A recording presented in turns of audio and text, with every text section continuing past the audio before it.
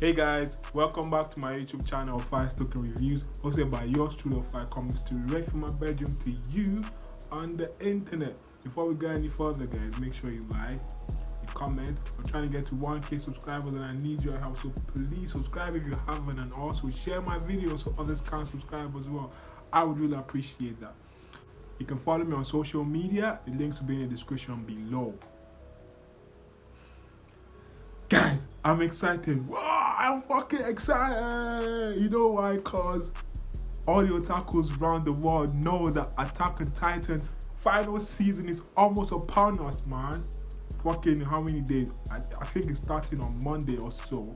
So I'm so fucking gassed. So I want to do some more Attack on Titan videos before the D-Day, you know what I mean? So for this video from VinnyTube, shout out to VinnyTube.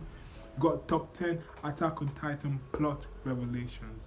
You know, Attack on Titan is very plot heavy, even though there's a lot of shocking scenes, action and whatnot, but the plot is really what drives the story, man. One thing that's good about Attack on Titan is that it has a lot of replay value, because when you watch a new season or a new episode and you find out something new, when you go back and you watch it, having that knowledge, it just gives you a different perspective on things, you know. So yeah, without further ado guys, we're going to jump straight into this one. Top 10 Attack on Titan plot revelations. Boom. I don't have a Survey Core jacket, so this jacket is the next best thing I can do. We also have to do salute, man. Have to do salute.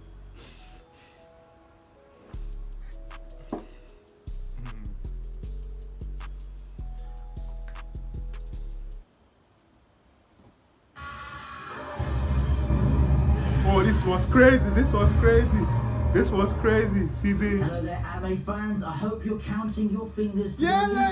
the fourth season of everyone's favourite Man vs Monster show. So while we're waiting, let's back things up a little and take some history lessons now. Let's do it. Let's go. Regular history lessons. These are the info dumps that made your jaw drop and think, honestly, Titans are the last thing I should be worried about in this world. To be fair for my anime viewers, I won't be including any manga spoilers in this video. Nah, don't do that. This video has spoilers for all 3 seasons. If you haven't seen it, why are you here? Why are you on this video if you haven't watched it? Awesome content like this. Make sure you do that. There are a lot more top 10 anime Subscribe to mine as well. With that said, here are 10 Attack on Titan plot reveals that you never saw coming. At number 10, we have Eren's Titan revelation. Yeah, this was sick in season 1.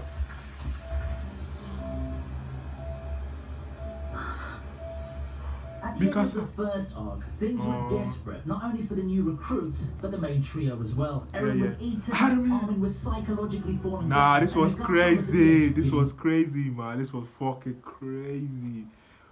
When Eren jumped in to save Armin, and Armin was going nuts. Eren! Then obviously Mikasa, Eren! They used to shout Eren a lot, you know.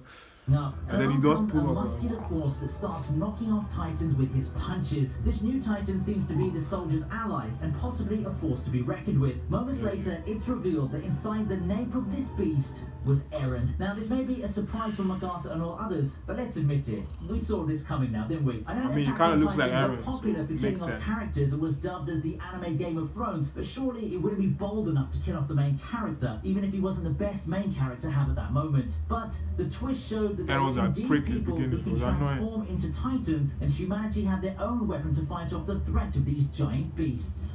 Watching back now, it makes more. It's just better. 9, we have the revelation of the Titans hiding inside the walls. Yo, that was sick as well, man. Because remember, there was that priest that didn't really want them to know what was going on when they start asking too many questions.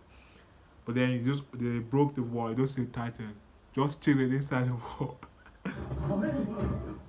This is crazy. They're just chilling in the wall.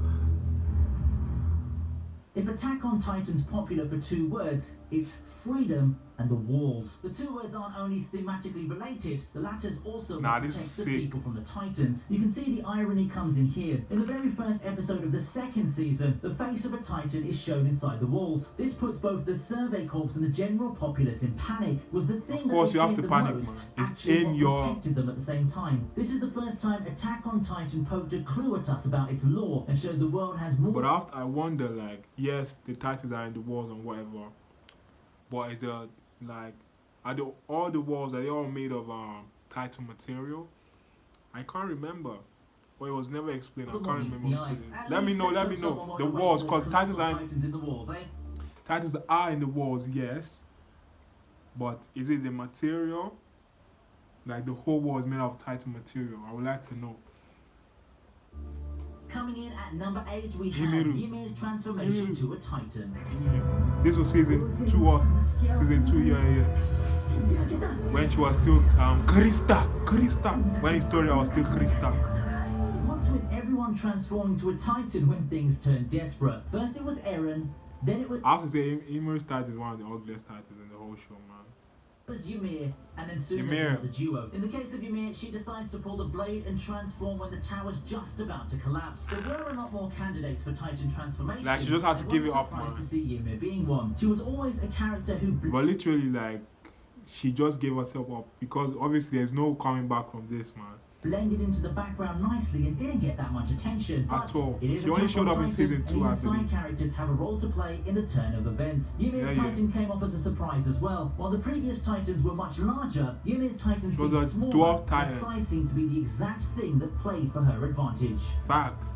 At number 7, we've got the revelation of the fake king. Fucking Roderick.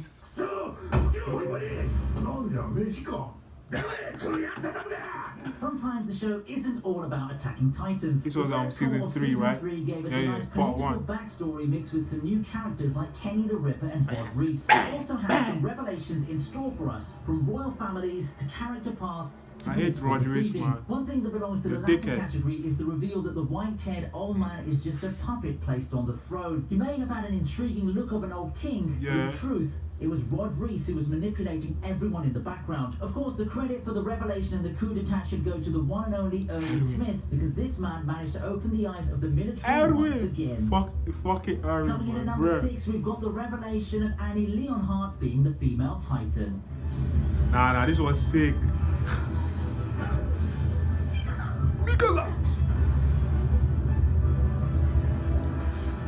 In the middle of the second arc came the threat of the she was so sick.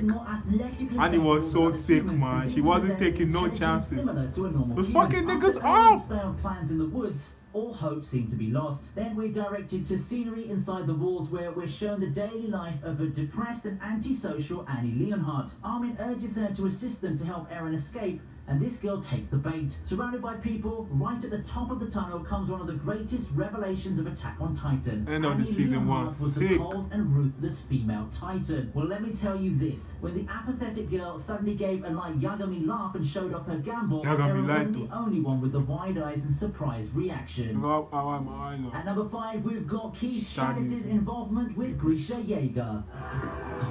He's the one that saved Eren, right? No, it wasn't him that saved Eren. It was a blonde-haired guy that saved Eren. Sometimes a bystander is more than a bystander. Everyone was surprised when Keith mentioned Eren's mother back during his training, and the 3rd season shines the spotlight on this. Keith is actually revealed to be a friend of Eren's father, and it turns out Grisha wasn't the best friend someone should have. Keith explains the mysterious actions of Grisha after the fall of Shiganshina and finding Eren in the forest. This explanation shines some light on the scenes we saw in the 2nd episode, and we begin to realize how Eren received his Titan form. It also casts on suspicion. He couldn't remember what happened. We begin to realize this man has a much bigger role in the story rather than just being the father of the main character. This is another example. Like I really liked how they did this one. It was season 3, right? Part 1 where they're trying to get to they're literally trying to get to the basement, and they finally got there, got the key and everything. Of how even the minor characters of Attack on Titan play Pandora's box was open with so many mysteries. Even though characters might not realize it themselves, they are more than just bystanders.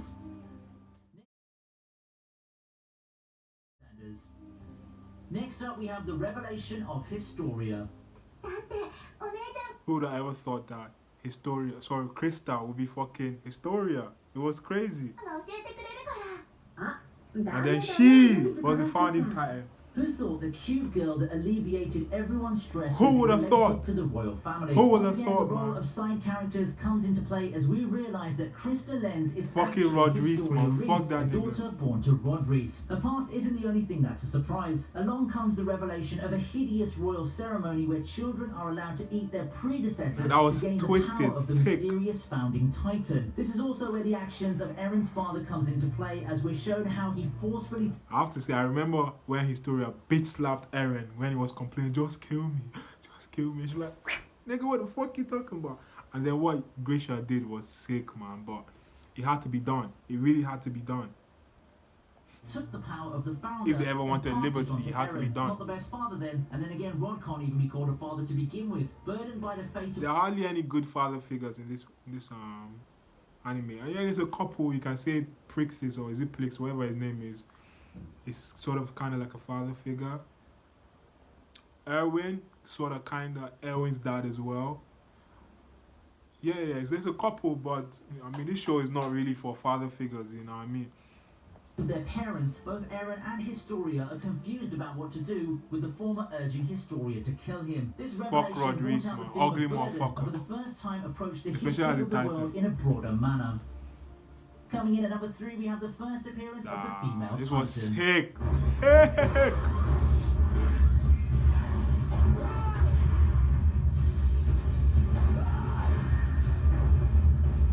Now, I know I already mentioned Annie's revelation, but I'm sure the moment you saw a massive, towering female standing up on the isolated land beyond the wall gave you the chills. Up until that point, we thought Eren was the only Titan shifter. Now, when a more athletic Titan comes and kills the soldiers one after another, leaving a trail of blood behind. Either she was another Titan shifter like Eren, or... She was so menacing, man. She was like... Psychopath. She also displays intelligence... She was so menacing, like, she was so, like... She just kind of, like, made people lose hope. By covering her nape when the survey corps fly behind her and then proceeds to take them down in the most brutal way possible. Credit should be given to the directors let me pause. And animators for portraying this new threat in such a horrifying way and showing us... Shout out to Wit Studio, man. You guys did your thing on this one. I have to also say, unlike the Beast Titan that was just evil and ravaging and was just trying to demoralize them to, like, kill their spirit, kill them as well, she was surgical. She was very methodical with how she moved, you know, like there was a method to her madness, and it was so horrifying as it unraveled. Like, you can see how much fear was in the eyes of the Survey Corps. You can see how much hope was also leaving their eyes, man. How dangerous the female Titan she was fucking dangerous. The things that preceded this were a mixture of tension, terror, action, and subtle creepiness. When the female Titan lowered Armin's hood and gave that creepy smile, I sure thought that things were going to turn upside down for Levi and his gang. Next at number 2, we have everyone's favourite scene from Attack on Titan, the reveal of the armoured and colossal Titan. I have to say this year, the way fucking Reiner just casually told Eren that, yo, me and Berthold over there, we are actually the armored Titan and the colossal Titan. I want you to come with us. It was so casual, but yet so crazy. Like, nah, the storytelling on Attack on Titan is actually top tier, man, for real. The steam when... After nearly 3 years, this scene still gives me the chills. Of course, man, I'm getting chills right now. The biggest anime reveals of all time. Fact. I watched with bated breath as the so-called big brothers of the... I have to say as well, one thing I really appreciate in this anime is how much the eyes were focused. That you can see the emotion in their eyes. You can see how they react to things based on the eyes. You know, they say the eyes are the window to the soul, and you can literally see it, like what they're feeling is on their eyes. Survey Corps turned out to be the duo that caused the destruction of Shiganshina 5 years ago. It was like the most climactic moment of a detective anime where the culprits are revealed. And big up Mikasa, man. Big up Big She's a real G. With the action and a bombastic Sawano soundtrack, and the conclusion is Eren's scream of rage as he attacks the armored Titan. The entire moment was like a perfectly directed 4 minutes jam-packed with revelation and action, and this scene managed to prove the existence of multiple Titan shifters. True. He did a lot for us, man. He did a lot for us. Annie. Reiner rarely broke down, but when he did, he did it with a bang. But I didn't want to know that.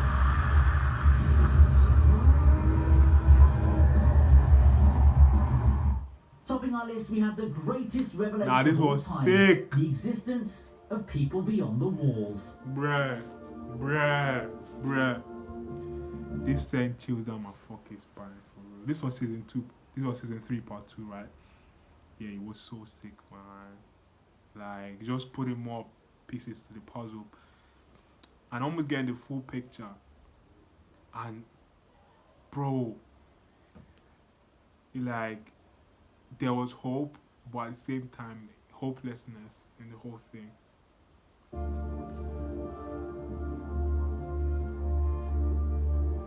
It's amazing how 3 Diaries of a Man can turn your perspective of 180. Flipped everything on his head, man. Life beyond walls, but everything related to Grisha's memories, including the war between Eldia and Marley, the Attack Titan, and even minor revelations like the Titan of Dina Fritz. If Attack on See, that Dina Fritz one was actually so sick. It was like, oh, the writers, like, you guys, you really know how to get on people's skin. Imagine that your stepmom ate your mom. Or, yeah, imagine Grisha's first wife eating his mom, eating his second wife. Yeah, eating Aaron's mom. It was actually sick to me. Because just, and then rewatching and just having that knowledge, it's like, bruh. Titan was a puzzle with missing pieces. This was what completed it. The Man vs. Monster show suddenly turned into a racist war between men themselves. The theme of freedom. And also, season 3 part 1 also showed that it wasn't about people versus Titans anymore. It was now people versus people. Remember when Jean couldn't even kill people that are part of the Kenny squad? But man, after a while, the guy had to fix up. He had to open his eyes like, yo, this is bigger than we thought. And then now, just knowing that this was Eldians and Malians were actually at war and everything, and actually turning people to Titans, it's a punishment. It's fucking sick. It no longer applied just to the Titans, but freedom from the wider world as well. It gave more depth to the story, expanded the world, and even that freedom from the wider world. Remember when at the end of season 3 part 2, Aaron was saying that, well, we have to, if we kill everybody, like, will we be okay? When he just pointed at the ocean and said, if we kill everybody there, would it all be over? Or something along those lines. And then obviously them getting to the ocean and just having this moment like, wow, we finally seen the ocean. When Artemis said, Umida, and everybody like, wow. Or then Aaron was not having the happy look on his face. Like, you would think that he would be happy now, but knowing what he knows, that, yo, this is just the beginning, we have a bigger fight. It's actually sick, man. The perspective of Eren and others. It's like you're trapped in a dark room and given a torch to find the door, but after you open the door, you find yourself in a much larger and complex mansion. Nah, it's more like a labyrinth. A fucking labyrinth. Yeah, it's not suitable. It's more like Charles Isayama, the mangaka, like, yo, Shingeki no Kyojin. So, out of these 10 plot revelations, which one hit you the hardest? We know what hit... I'll say this one. Yeah, the first one, just revealing to us Grisha's past, and then obviously finding out that it's his first wife that ate his second wife. And also just right now, Beto, their reveal, man, like they do reveal so good in Attack on Titan. Like their reveals are sick. The shock value, the shock factor is still there. Proof of it. Speaking of season 4, manga readers out there know there's a lot in store for us that could fill in another top 10 list. So keep counting down until December the 7th. That said, I hope you enjoyed the video and can't wait for December the 7th. I think that should be a Monday or so. Don't forget to drop a like if you did. That's it for today, anime fans, and I'll see you in the next video. This was sick. This was fucking sick, man. I can't wait for December 7th. I really can't wait. I am so gassed right now, guys. I'm so gassed. I'm so fucking gassed. Okay, guys, I'm gonna go now. Before I go, make sure you like, you comment your favorite reveal, and what are your expectations for season 4. I feel like season 4 shouldn't even be the end because the manga is so complex. There's a lot more to explore, but you know, so things have to come to an end. The anime ending doesn't mean that manga has to end, you know. I'm trying to get to 1K subscribers and I need your help, so please subscribe if you haven't, and also share my videos so others can subscribe as well. I would really appreciate that. The link to this top 10 will be in the description below. The links to my social media will also be in the description below. So make sure you follow me on social media. I really appreciate that. Okay guys, I'm gonna go now for real, but if you want to stick around, you can watch my previous videos. Sayonara.